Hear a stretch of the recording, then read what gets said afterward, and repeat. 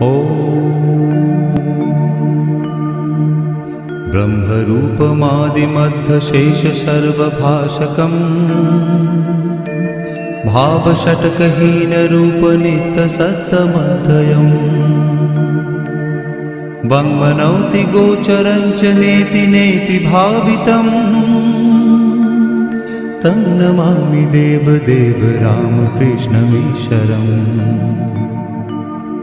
आदितेयविहरं शूरारिदैत्यनाशकम् साधुशिष्टकामदं महिषुभारहारकम् सत्मरूपतत्तकं युगे युगे च दर्शितम् तं नमामि देवदेव रामकृष्णमीश्वरम् सर्वभूत